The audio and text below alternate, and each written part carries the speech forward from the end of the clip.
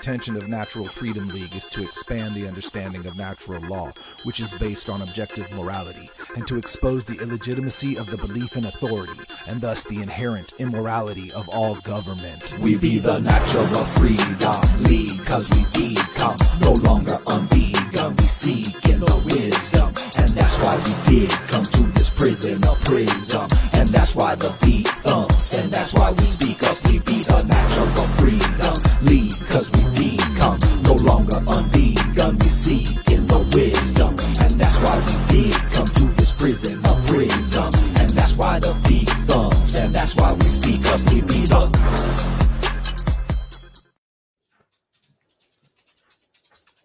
Hello, everybody. Welcome once again to Natural Freedom League. You can find us at naturalfreedomleague.com. I am your host, John Roeland, here once again with my producer and co-host, Chill Will Keller. What's up, Will? What's up, my brother? Episode 67. I'm excited. This is going to be a good one. Yeah, I knew it was 60-something. Yeah, man. Yeah, today we have a special guest, Kristen Kuhn. And our topic, a very interesting topic, is going to be somatic healing, sexual liberation, and anarchy. Something that, you know, when you really delve into it, is such an important topic. So looking forward to discussing it with you, Kristen. Welcome. Thank you so much. I'm so happy to be here. Little nervous. And just for the records, my last name is pronounced Kuhn. Okay. Nice. Good to know. I've gotten it my whole life, so yeah. Yes, awesome. Thanks. Well, welcome. Thank you so much. Yeah. Yeah. So as we always do, why don't we start off with you kind of telling us about your personal story of awakening and your background and what led you to come speak to us today? Yeah. So my personal story, I would say, is largely one of getting really lost to then find myself. So 9 years ago, I had my first dark night of the soul. I was like 100 pounds heavier than I am now. I was really depressed. I didn't speak up for myself. I really had no voice. I didn't know what I desired. I didn't know. I was really kind of just a shell of who I was. I had really gotten like all sorts of layers of just not listening to myself, not respecting myself, that kind of piled on top of myself. And it took a whole journey of all sorts of different pieces coming together to kind of unravel a lot of what I had allowed to cage me so much. And then, so how did I get here? I got here because freedom is like a North Star of mine. It has been forever. So like all forms of freedom, spiritual, sexual, financial, certainly governmental, all of the freedom. So, and that's kind of truly my passion. And then healing too. I was a registered nurse for 10 years. COVID hit me really hard. I already saw like a lot of the bullshit with government and the media and our financial system and all of that, but I couldn't see like my own problems with, I guess, Western medicine yet. And then COVID hit and just everything, nothing made sense anymore. I had worked with viral patients and we had never worn these masks, and now everybody was doing it, and kind of everything became about like the protocols, and everyone was stressed out, and we didn't even have patients yet, and things were shutting down and the hospital was empty, and I just kept going into work feeling like I was banging my head on the wall, like what the heck is happening? And then so I quit, and I was already involved in Layla Martin's women's kind of empowerment group, sexual healing stuff. And I actually think that because that had really helped my spiritual journey become more rooted in my body, so like more real to me. I think that's really when COVID hit, what made it so that I could really see, I guess, the evil of the system that I was in. So then I took her program for sexual liberation or healing, tantric and somatic based healing, and it's been amazing. And I'm not officially like doing that job yet, so all of this is really new for me, the public speaking, my role in healing, but I am a passionate student of life and all the things, so that's why I'm here, or how I'm here. That's awesome. That's a hell of a journey. I love you are all encompassing freedom orientated. That is great. And I'm curious, can you what is somatic healing or somatic? Yeah. Just the definition for the general Yeah. audience of what it is. Definitely. So it's healing through the body. So Tantra is amazing because it is bringing the divinity, the our divinity into the body and honoring our humanity as well. So it's ultimately Tantra is a path to liberation, and it takes a while. But the best way that I've found of all of the many different things that I've tried is to go through the body. So to get a little off track, but still kind of with the question. Mm-hmm. We work with the triune brain, so the three kind of aspects of the brain.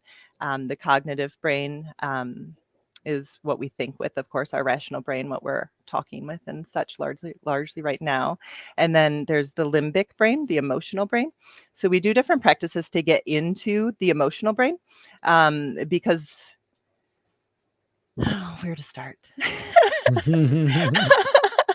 um, so, and then I guess just to finish the triune brain, then there's also the primal brain, which is kind of our hardwired programming, things just in our subconscious, like as a child or anything, even through our government schooling or whatever, however you kind of take things in, right? It's just things that kind of you don't necessarily see that are hidden, but it is like 95% of our actions and everything are subconscious.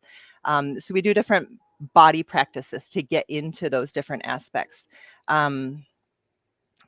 So like through, I guess that will just go into the 5 main modalities that our program uses, which is breath.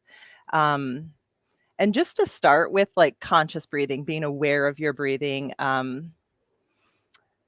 feeling it in the body and whatnot. But ultimately, once you do certain breathwork practices and whatnot, it kind of helps you get out of that cognitive brain and into deeper levels of the brain, so into the body, so that you can rewire it a bit more effectively. So then there's sounding, which is just kind of allowing your body to make whatever sounds it needs to make, especially if you're dealing with emotions. And there's also under the emotions, I know I'm kind of all over the place. Sorry. No, this is great. This is what I want to say. I mean, Yeah. how important this type of information is, right? I mean, Mm-hmm. we're in Yep. this reality. Like we have this vessel, this Yes. amazing technology. I mean, the brain itself is a receiver. If you look at Mm-hmm. consciousness as the broadcast, right? The brain is the receiver, along Yes. with the body. But the Sure. heart has its own electrical field. There's just so much information that is Mm-hmm. vital for people to understand. So, I mean, Right. this is crucial. You have to know your own machine in a way, right? You have to know this to operate optimally. Yeah, absolutely. And we come into this world and a lot of us get a lot of conditioning around not, do you know what I mean, listening to your body. I look at COVID and all of these kids wearing masks for all this time. We just trained an entire generation to ignore their body, like their desire to breathe. And Mm. to me, I'm like, well, we watched how hard it was for the people in our generation and whatnot to kind of overcome some of that programming. And so to have it so obviously in the face of like disregard what your body's telling you, which is largely the problem with government schooling too. I know I'm way off from No. sexual healing. This all ties in great. I mean, Yeah. and you're right. What's more fundamental than breath, right? Hmm. So it's Yeah. like if they can get people to not even blink an eye, Yep. obstruct their flow of oxygen, their breath, take in their own toxic exhaust. Like, I mean, it's just crazy. It just shows you, just that right there just shows you the level of programming and conditioning, Hmm. that, and, lack of knowledge of self that one Hmm. has. Yeah. Well, and that's largely what my journey has been, right? When I was quite overweight and depressed, and not that these things are bad or anything like that to make them, but when I was there, I wasn't listening to my body, right? So I actually lost 100 pounds not once but twice in my life. So I've definitely struggled with that. Was my escape mechanism. It was my main addiction. I've used other addictions as well, but to me, that's like, if you're not listening to your body or you're not doing your inner work, then it's going to kind of come up. That is the subconscious that's just going to kind of come up and all of that. But so the second time that I lost all of the weight was, I did it through actually just intuitive eating. I read a book called Intuitive Eating. And that was kind of, as I said, the start of 9 years ago of my whole spiritual journey, which largely was coming to learn the wisdom of my body, and not just listen to my brain, although it's important, but to start questioning some of those programs and thoughts and habituated ways of thinking, feeling, acting, to really kind of find like, who am I at the core, and is this of me? And to listen to the wisdom of the body, because it talks. If once you learn how to kind of really listen to it. And it's funny that we come into these bodies and like, you just look at our education, we weren't even really taught how to function well in them, or to thrive well in, or to listen to them. In fact, we were usually kind of taught the opposite.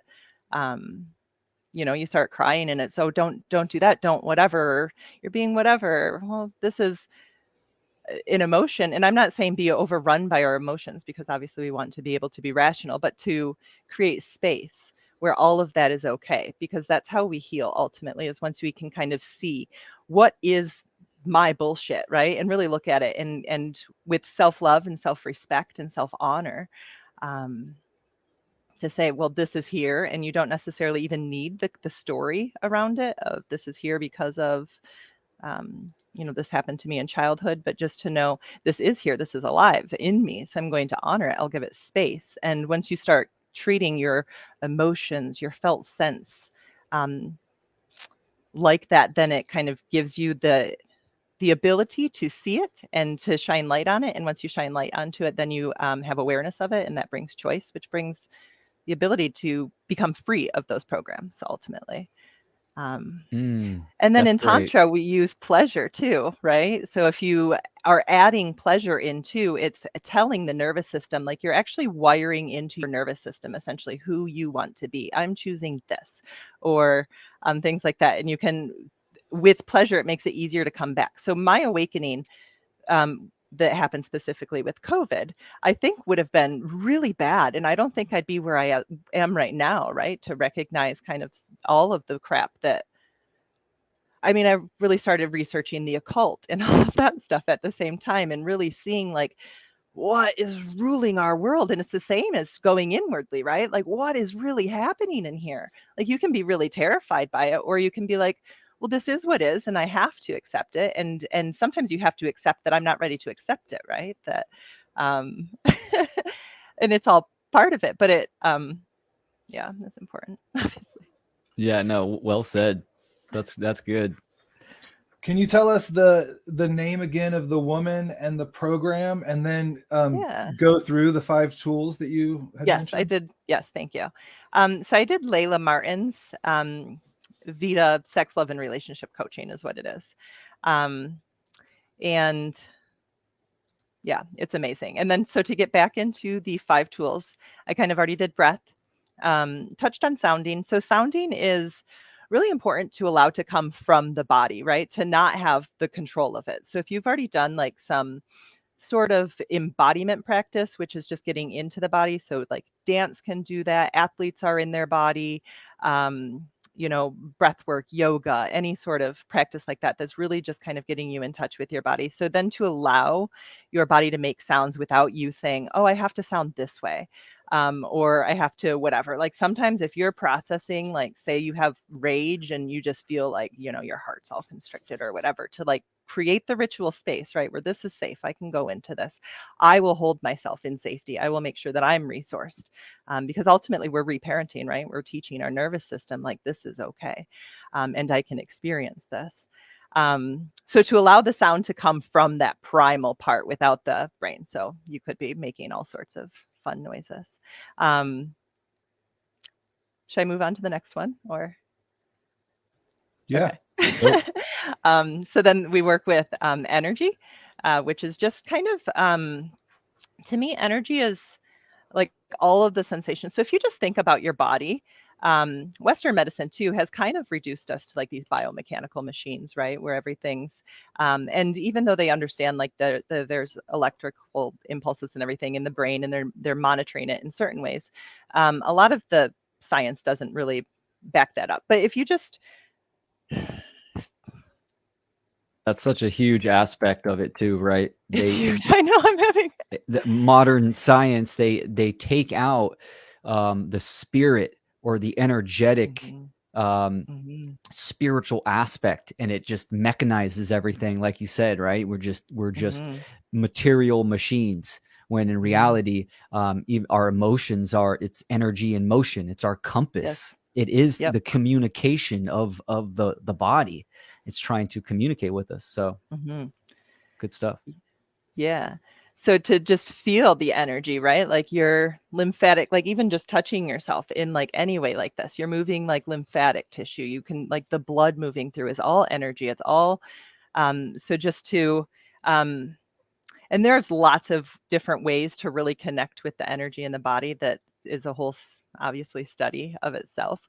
But just to come into the body and to feel what is there is really kind of what that is. And then there's different ways to move the energy with breath and things like that too.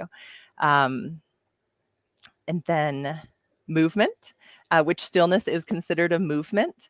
So just to kind of be aware of the body. And also that one should ideally come from that primal brain as well too. So just to allow the body to move. Once you are able to really kind of drop into the body, it does have its own motion to some extent, where it will tell you how it wants to move and how it wants to be. And sometimes that's stillness, sometimes that's crazy movement or dance or whatever it is. Yes. Yeah. I'm And then, definitely in tune with that. You should see me driving, man. Yes. yeah. And then the last one is mindfulness. So that's just bringing awareness to your experience, right? Right now I'm experiencing this, and being aware of what it is that's alive in you, of that energy. You know what I like about that list is I like how mindfulness is last, because I've been thinking about, in teaching people and kind of incorporating the chakras, that, like, we're trying to raise ourselves up, and there's that symbolic raising up from the lower chakra, the lower, energies up to the higher one, so, even though breath is here, by doing breath first, you're getting people in touch with their bodies. You're kind of getting them out of the mind and into the material, into the physical, but then, raising it up, and I think that's important. I thought about, like, teaching the Hermetic principles backwards, start with gender, because then you're building people up from where we are. We're in that lower, setting, and we're trying to raise ourselves up. So I like that. And also I wanted to give a shout out to Buddhism because, Buddhism, they get into a lot of this just through the meditation practice, and being aware of your body. And so, don't throw the baby out with the bathwater in terms of religion. I know some people don't consider Buddhism a religion, but there's a lot of value in Buddhism, really simplistic moral system that incorporates all of this physical, awareness. So it's really powerful. I thought you were talking about a person for a minute. Shout out to Buddhism. I'm like, you know someone named Buddhism? Yeah, that'd be a cool name, man. Buddhism. We're gonna, yeah. Anyways, one thing I'm gonna go on, and this is one of my own ideas again. But I listened to Rudolf Steiner today, because he's one of the occultists that I highly recommend.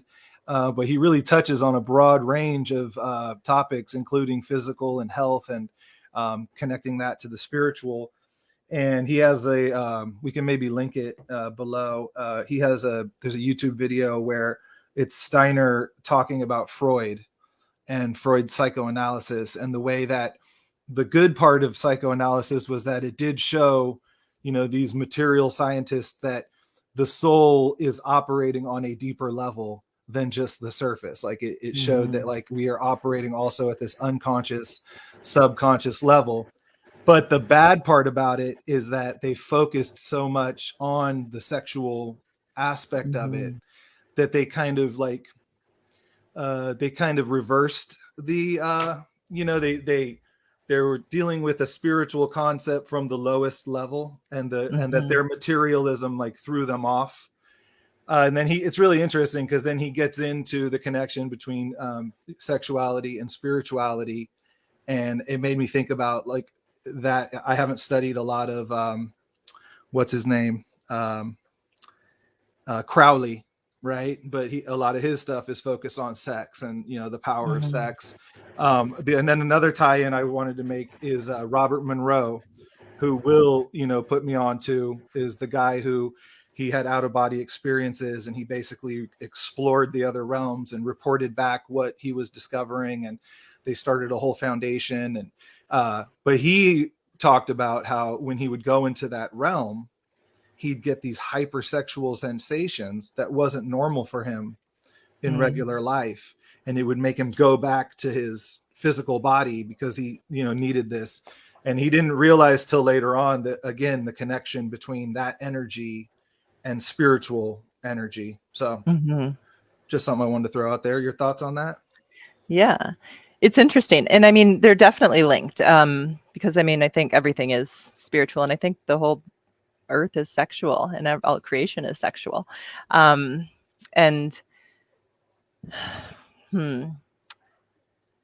I don't know much about specifically what they're saying, I guess, or any of that, but I do think that I don't know what I think. Talk about sexuality. We should talk about sexuality. It kind of, it is life force in a way. Energy. It's creative essence. It's a shame that it's been perverted, and I mean, just with programming and conditioning, right? Over, you know, I mean, for thousands of years, how it's been looked at. Right. They want to, I mean, even the last couple of years with COVID, right? What's one of the main things they want to do? They want to disconnect human connection.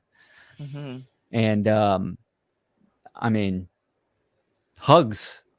How many people are giving people hugs lately and stuff like that? Even their own family members. Probably not that much. It's definitely probably dropped. But, you know, if John and I hug for 30 seconds, you're going to get oxytocin and dopamine surge in the body. Like our bodies are wired for this type of connection. I just get hope more if I hug Kristen, but I was going to say, don't get the surge in the wrong area, buddy. No, just kidding. No, I'm just kidding. I'd still love you. Hashtag me too. But well, some of the things you'd mentioned was healing happens through loving awareness. Yeah. And I think I've already kind of touched on that a little bit, but just kind of allowing yourself the space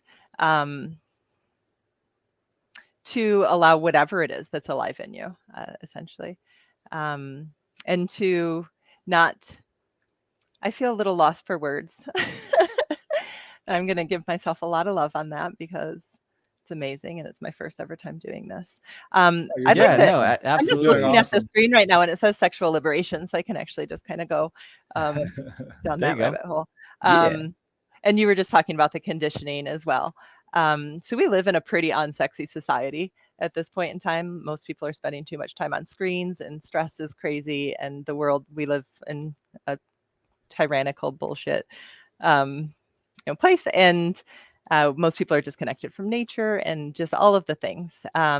So sexual liberation, I guess, to me is just finding like your authentic sexuality, which our culture has kind of told us sexuality is a very narrow box, right? The sexuality is just almost physical penetration and I guess some foreplay and things like that, but it's just the sexual act, whereas there's sexual, sensual, energetic, kinky. There's all different types of sexuality, or even just like massage can be sexuality, or if you're looking at just creation in and of itself as sexual, and this is just our creative capability, essentially our life force energy.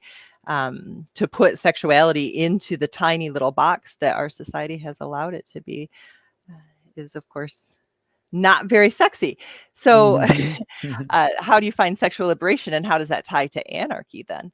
And essentially it's just kind of finding your own deepest truth, right? And I guess my sexuality isn't your sexuality or your sexuality.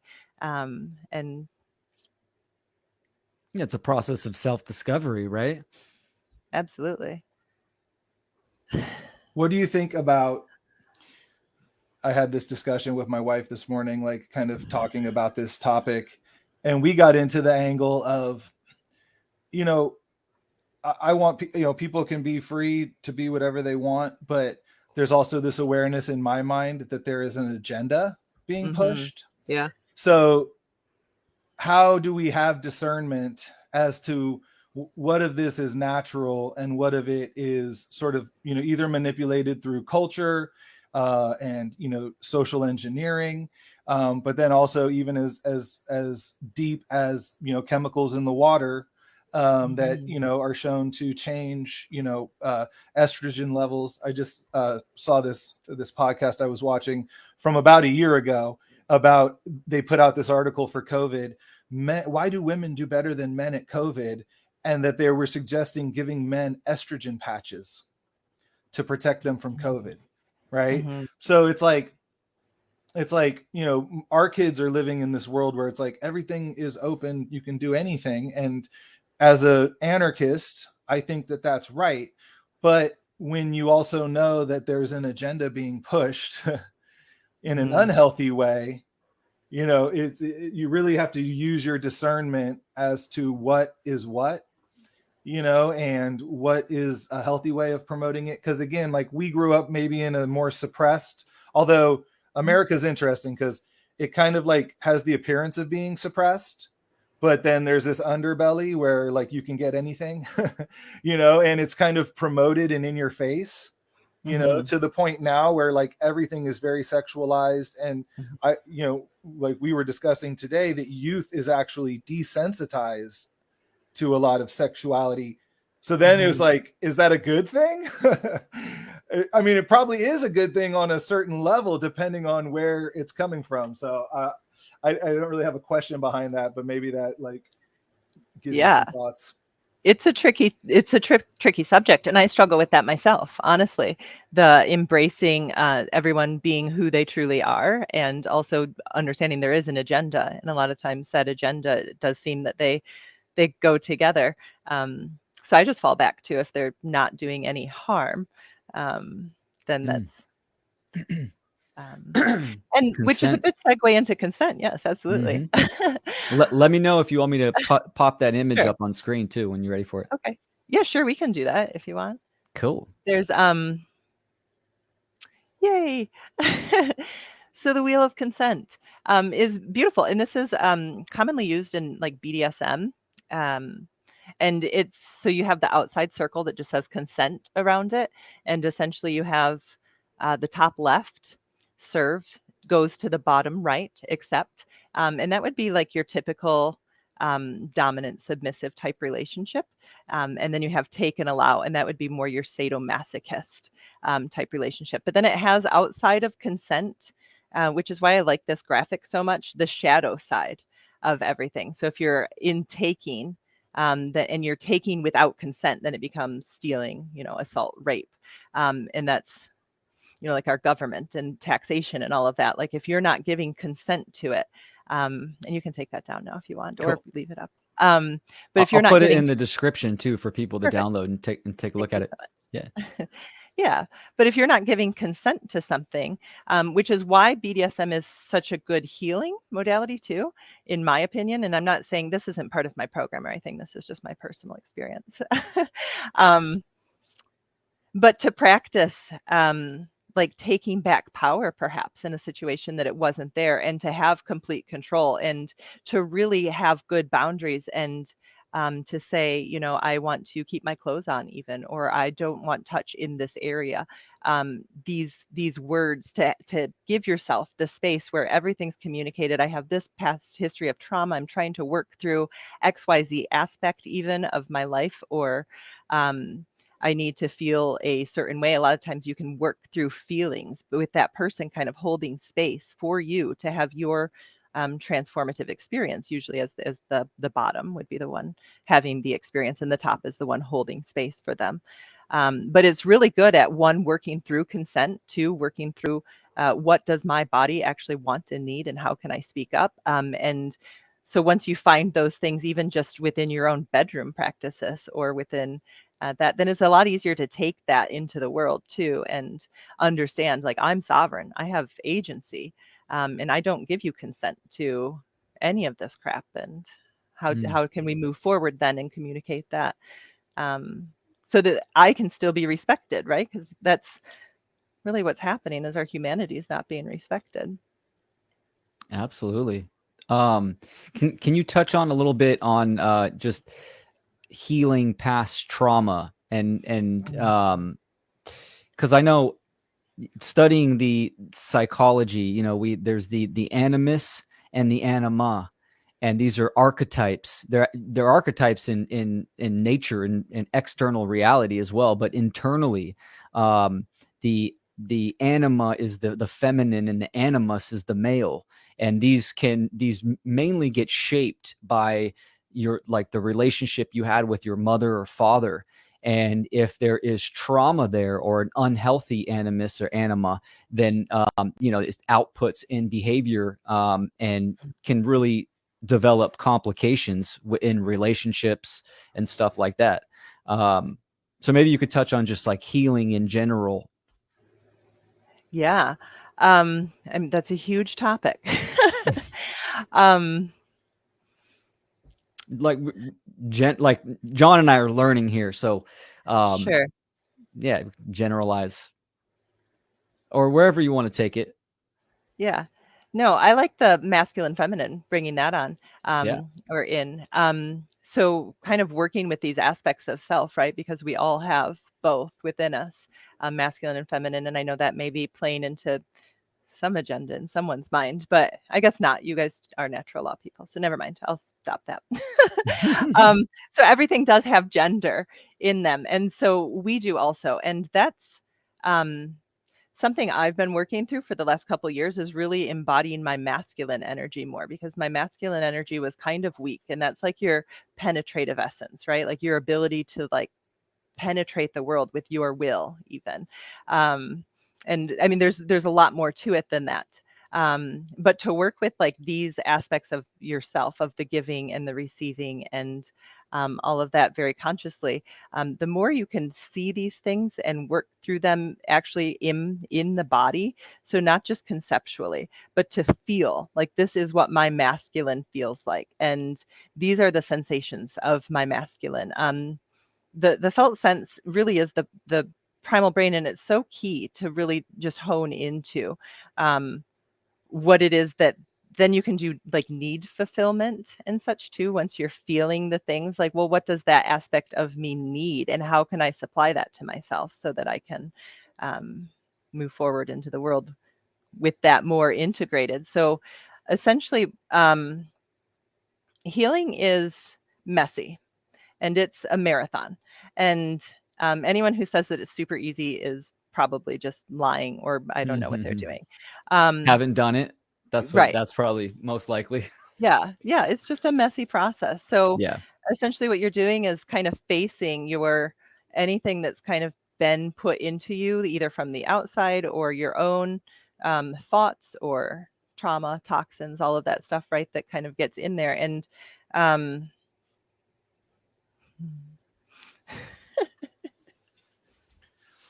I think that by us talking about it, we're trying to make it less messy for people, right? It's like by having these conversations and, like, sharing, you know, each of our experiences, and you know, how we view our sexuality, and how culture affected it, and you know, it's that's what makes this type of discussion important, because we can all, you know, we start discovering things, and this is how we evolve consciousness. One thought that I thought of when you were speaking is that when you talk about the agenda, it really is like it's actually an attack on gender, right? And that's very interesting to realize that, because you're like, okay, they're actually attacking, like, the natural law principles, right? Like, so, and I remember one time we were in Santa Cruz. We were doing a little event. Our buddy Mike, the Funky Fathers, they were playing on the beach, and a buddy of mine and his girlfriend came with us. And so I was like handing them our cards and kind of explaining. And on one of our cards, we have the 7 Hermetic principles. We have the 8th principle of care. And I started talking to them about it and trying to explain it to him. And his girlfriend was like, she's like, yeah, I don't agree with the gender thing. And I was like, well, I don't think you're like looking at it the right way. I said, these are like ancient principles, like saying that like, certain things have masculine energy in nature. Certain things have feminine energy in nature. Like, for example, the sun is considered masculine. The moon is considered feminine. Right. And she's like, I don't agree with that. Right. And it was like the agenda was so in her mind that she took that as an attack on someone saying, I feel like a woman, right? It's like that. It's not an attack on that, but I think it is the way to combat that agenda, is to talk about gender in this appropriate way that actually exists, that there are male energies and feminine energies. And as a human, even if you are a male or a female, you should be in touch with both. You should have, hopefully, ideally, a healthy relationship with a man, a healthy relationship with a woman, a father and a mother. And, and again, like, this is all natural, right? This is how it was meant to be, And so again, when you get into the agenda side of it, it's like, I think that there are people that are naturally born gay. But I don't think it's just this, it's your choice and you can do this and you can do that. And it's like that distorts the power of this principle. And I think it shows you that, yes, these dark occultists are literally attacking these things, and we can maybe find the solution through these principles. Yeah. I read a book recently, The Awakened Woman's Guide to Everlasting Love, and it reframed the masculine and the feminine as alpha and omega. And for whatever reason, that was really powerful for me, because I've been working with these energies, right? And trying to find that inner marriage where they're working together and helping support me thrive, essentially, right? And but reading that book, because I still have these expectations or gender ideas that have been put into me of what they are, even though I've done a lot of work around this. So rephrasing the energetics as just alpha and omega to me was really powerful, because it got rid of the gendered terms that kind of messes with people in my mind when you're just speaking of the energies. But what I wanted to say to my friend's girlfriend was, well, is a penis masculine or feminine? It's like at some point, there is like reality here, this would be, obviously I'd be considered like a right-wing conservative bringing this up, but the guy, Matt Walsh, I don't know if you've ever seen him. He's a reporter. He's a conservative reporter. And he was on the Dr. Phil show with 2 transgender people, and they were talking about what a woman is. And he was like, can you define what a woman is? And they were like, well, that's not for us to say. And he's like, but then how can you say you're a woman? Well, it's for each person to decide. It's like, that's some 1984 Orwellian, newspeak. Like, that is the agenda, in my opinion. It's there has to be a balance to where we can still be honest with reality, but then also still honor someone's identity, or so yeah. Another thing I wanted to touch on about gender is the reality that we have past lives, and that we've probably all gone through feminine and male experiences. And if we could get people to realize that you've been both, so you're connected to both, you can't separate, one from the other. Yeah, no, I mean, I think you're right about that, John. The agenda against nature or natural law, right? They're trying to invert all these principles, because once you understand the principle of gender, or the alpha and the omega, you're also understanding polarity and correspondence, right? And cause and effect. I mean, all the principles, they intermix, and you can bring this down to sexual liberation or somatic healing. It goes hand in hand. So know thyself is obviously the key. And yeah, we had a comment that James said. Through polarity, you could say feminine is the grounding aspect of nature's generative ability. Yes, right? Yeah, Absolutely. the earth masculine is active, right. and feminine would be passive. How do you feel, Kristen, about there's some the information out there that talks about that? I mean, certain masculine and feminine, they have these natural roles that the energy, the masculine leads, the feminine, it nurtures and supports, and all this kind of stuff. If you want to touch on that. Yeah. I mean, I think there's a lot of truth of the examples you just did, the masculine leads and that sort of thing. I think that it's fun to play with if you choose to, in certain aspects, even within yourself. Sometimes I kind of see the dom and sub as masculine and feminine also, right? The masculine's the mind, it's holding the space, and the feminine's kind of the one surrendering into. And so like you can even play with that polarity within yourself. And there's a lot of groups that do polarity play that say that men always are this way and women are always that way, and that's the only way for like a relationship to work and thrive. I personally think that's really hot, but totally not practical, because and that's just I'll probably get crucified for that.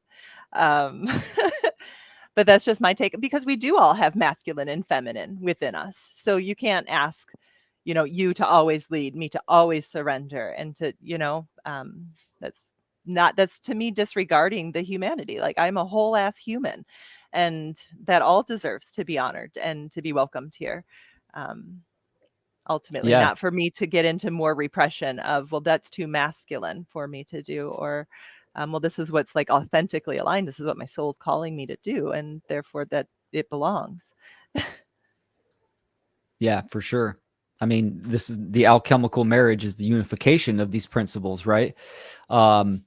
Zach Williams says, I personally would say that a penis can be feminine as well as a vagina can be masculine. I agree. Everything can be alpha and omega. Let go of the gender limits. It's a yin and yang. Hi, Zach. Yeah. Do you want to comment on that, Kristen? Or do I you have want to anything say to thank add? you so much for being here, Zach, and for your comment. And commenting on that. I don't know if I have a comment specifically on that. Just knowing that this is going into record forever and ever and will live on. It's an artifact. I'm not positive that I feel super confident to say one way or another. Yeah. I'll comment on it. Yeah. I think it's, I would be interested in how he would consider a penis feminine, but also that, in saying it's a yin and a yang, you have to recognize both. It's like, it's not saying they're separate. It's saying they operate in conjunction with one another, and They have complementing characteristics. Exactly. Unified, but yet you can individualize them to understand deeper, but ultimately we are one. I mean, if you break it down and the bring whole it down to its retroduction aspect. Sorry, John. No, you're saying the same thing. It's the whole process is like transmuting the two into one, and finding that middle way, that balance. But to deny the polarity, I don't know that that's like looking at things objectively, right? Like, to say that there's like a middle ground, I mean, what does that middle ground look like? Is it androgynous? And maybe on some level it is. There's some beliefs that at a higher level there is an androgynous being, that like we all are separate. We were that being, and then we were separated. And so yeah, I mean, there's just really interesting topics. But again, in this realm, I know that I'm a man. I'm in touch with my feminine side. I always feel like I have been. I was raised with women. I played with dolls, but I know that I'm a man, and I know that as a man, there may be certain actions that I might be expected to take, but it doesn't mean I have to, and doesn't mean it's always that way. But there's just that reality to that. So I'm not really disagreeing with Zach. I'm just saying, like, how far do you take it to where you're like, there is no gender, when that's not what, for me, that's not what my eyes show me, but it's more like seeing that it's not separate. So anyway, that was my take. Yeah. Noise. I have a funny story. I always, and when we talk about this topic, I always think about, I grew up, me and Will grew up in the Bay Area, and we were raised on Bay Area hip hop. And as an adult looking back on that, I realized just how terrible the values that I was taught through the culture. And being to the point now where I look at everything, a lot of this as engineering, I realize that a lot of those messages were pushed on us on purpose, from, the dark occultists, even though it came from the streets. And, there were, there were higher up people that were like encouraging the promotion of negative values. And whether that's to tear apart the Black family or ultimately tear apart family in general.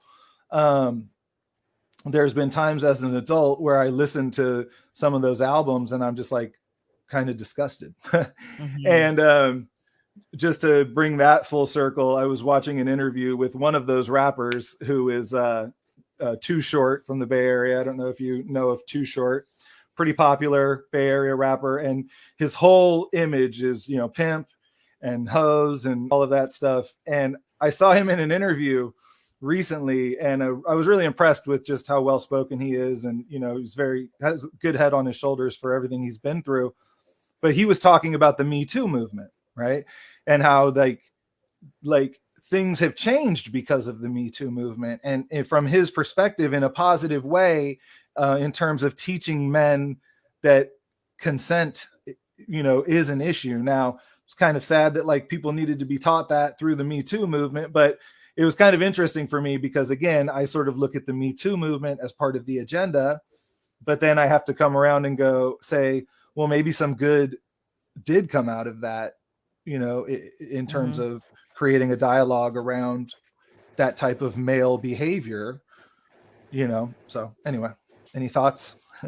Sure. Yeah, there's a lot to touch on there. And I do think the Me Too movement certainly did open up a dialogue, and that was super important.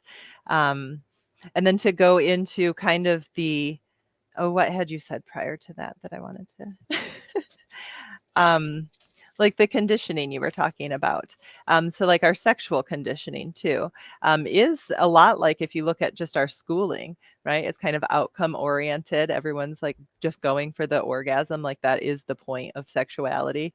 And like a lot of us were kind of educated through porn or other things like that it's not even real sexuality, really. It's like performative and theatrical, or it's not truly about like the connection and intimacy and feeling held and loved and safe, and allowing sex positivity within that container that you allow yourself to create of sexuality. Yeah. Excellent. It's I want to actually bring that chart back up. This is a great chart. Can we talk about this a little bit more? Yeah. What do the arrows in the middle signify? Sure. So that someone is always giving, or like it says action and gift. So like in a dominant sub, the top left to the bottom right type position, they're giving through their action, right? So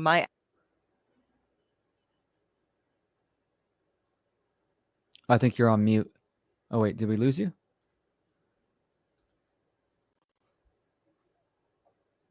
Your We lost audio- your sound, Kristen. We lost your sound. Did you hit the mute button?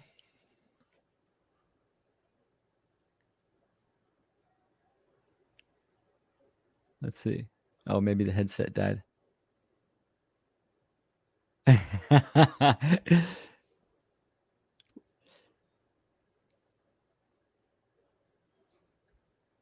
We'll give it a second. Tech stuff happens. We do it live. This is the fun thing about just being natural and organic on the live streaming. Is she muted? Back. There you go. You Yeah. got it. Cool. We can hear you good. Okay.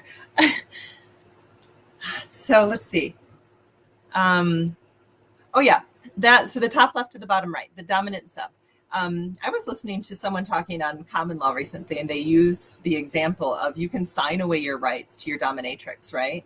Like you can actually tell your dominatrix, I no longer have control of my orgasms and all of these things. And you can like either physically, literally sign or just make that agreement. And that's essentially what we've all done with government. We've made the agreement that they own us, essentially, that we'll pay taxation, that we'll use their driver's licenses, all of these kind of things that because we haven't really known largely how to stand sovereign and say, well, you don't own me. And therefore, none of these things are going to happen. We hid through our ignorance, essentially, our own rights from ourselves. Same as you can hide your rights from yourself in a dominant submissive relationship and just for play. But your rights never actually leave you. Your rights are inherent. So it's to me, that's a really good example to kind of include in there too of all of that. And then the other side, the take, allow. So in the serve, accept, of course, everything's going towards the one person they're accepting. And then take, allow, the action is benefiting the person. Like, yes, you may, let's see. May I? Yeah. So that would be more like the sadist, masochist.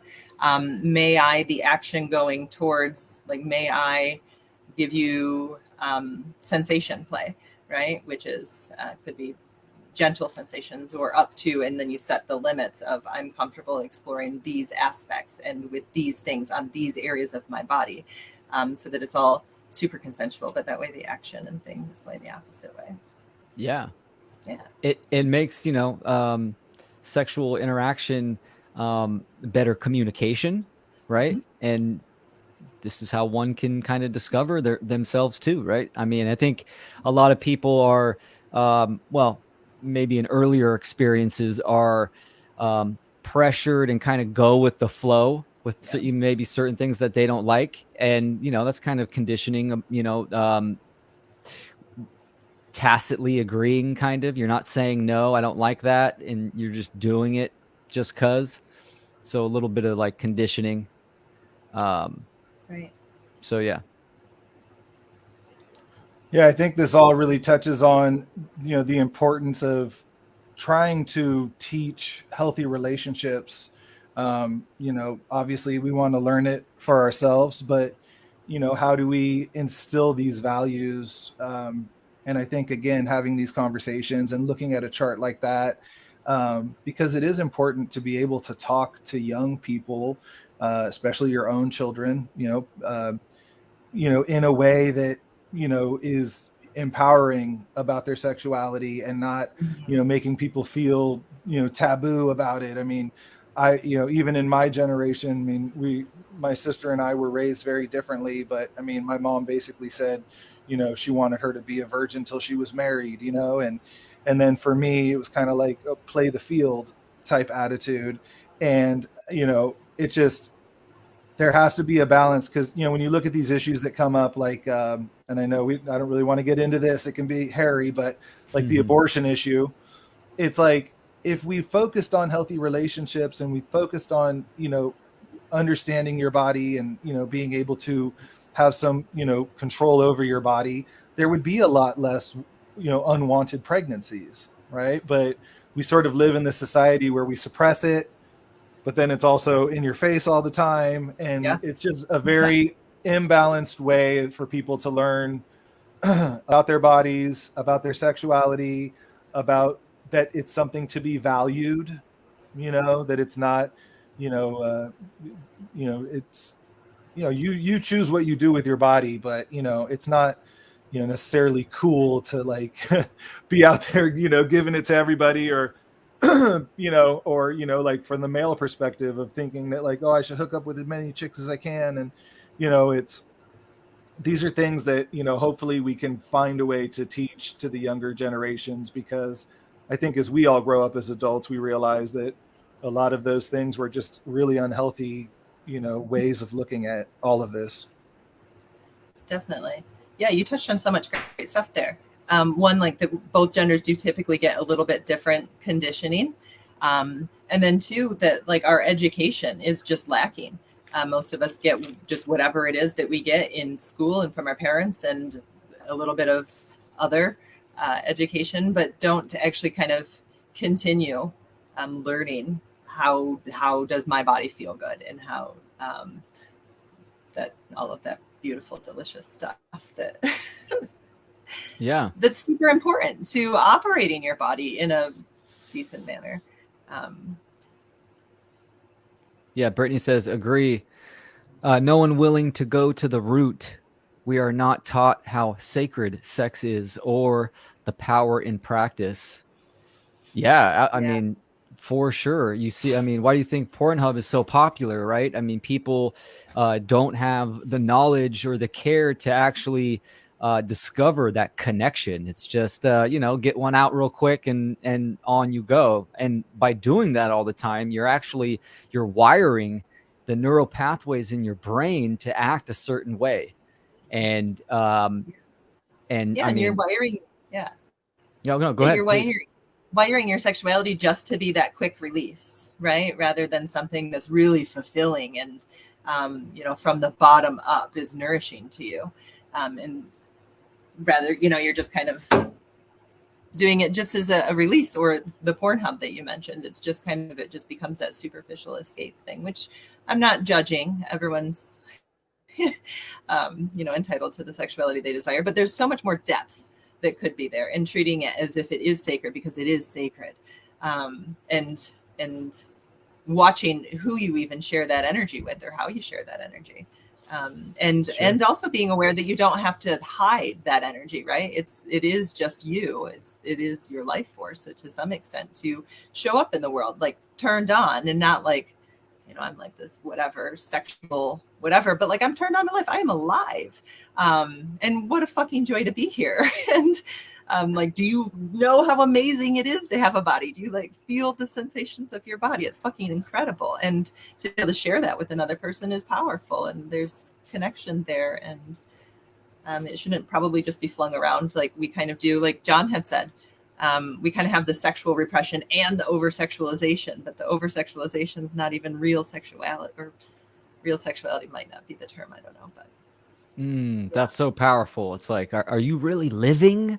Like, this truly is a gift, and such a impactful experience. You want to be able to evolve and feel the experience. I mean, this is, part of the agenda to kind of desensitize and program people. I mean, why do you think like low testosterone is a big problem? There's an agenda with that as well.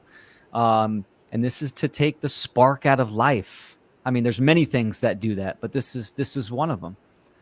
Yeah. So, and like you said in the beginning of the conversation, that was, I mean, huge. This is a phrase that I use all the time. Awareness reveals choice. So, I mean, it's so important to, that's why I like this information, and I want to learn more about it, because, again, awareness reveals choice. It's all about self-knowledge. Yes. One simple thing we could all do to, help our children is teach them that sex is better when you are in love. I think that's something that like most people could agree on, like that should be something that is taught. I don't know, in my opinion. In love with yourself, like know yourself. What's But that? even What'd you say, having- Kristen? Yeah. Yeah. even having a, that deeper connection with somebody else. I mean, in my experience, that has always been, the better situation. Also, if we teach boys that you hold on to your fluid, it it makes you more spiritually powerful, which is kind of funny. Someone pointed out that, like, they say that too much of that can make you go blind, but maybe they meant spiritually blind, right? Ah, There's some truth in there, interesting. right? That's so funny. It's interesting to think of it that way. Most guys like, I'll wait till I need glasses. Yeah. That's funny. Awesome. I wonder what the hairy palm, what is that? What's the deeper meaning there? Well, anyway, so this is your first time doing a podcast, doing an interview? Yeah. I just got to celebrate the absolute hell that I did this. And I lost my words quite a few times. And I think I was a little all over. And I'm so excited. It was amazing. Oh, it's great. Do you have any goals moving forward, like with your work? Anything we can look forward to? Yeah, absolutely. So I'm still practicing the coaching and everything. I'm just starting to take people outside of my program. So that's huge and exciting. And I'm also trying to weave in all of my other passions. So I'm just in creation mode, and we'll see what comes of it. Awesome. Well, I commend you for coming on here and stepping out of your comfort zone and, saying, fuck it, I'm going to do this episode live. That's what it's all about. And, this energy will kind of carry on. And, later on down the road, we can have you on again and see where you're at in your journey and stuff. And you're extremely knowledgeable, and I'm excited to see where it goes. Beautiful. Thank you guys so much. Thank you, everyone. Yeah. And real quick, John, before you send us off, I just want to do a couple of the housekeeping. We got the FUNL 2, September 10th and 11th, Freedom Under Natural Law Conference. It's free online. You can go to the website, freedomundernaturallaw.com. Convergence, Unity, Focus, and Action. Got some great speakers on there. And also, I'm going to be doing a presentation at the Shattering the Illusion, September 24th.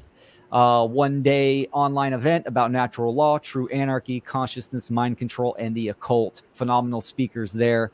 People can go to shatteringtheillusion.info to learn more. You're awesome, Kristen. Thanks for coming on. Thank you so much. Yeah, thank you, Kristen. It was good to have you. Good to meet you. And Excellent thank you, Will. Saturday Yeah.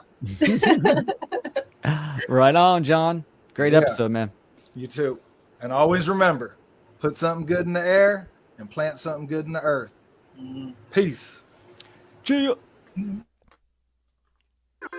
The intention of Natural Freedom League is to expand the understanding of natural law, which is based on objective morality, and to expose the illegitimacy of the belief in authority, and thus the inherent immorality of all government. We be the Natural Freedom League, cause we become no longer unvegan. We seek in the wisdom, and that's why we did come to this prison, and that's why the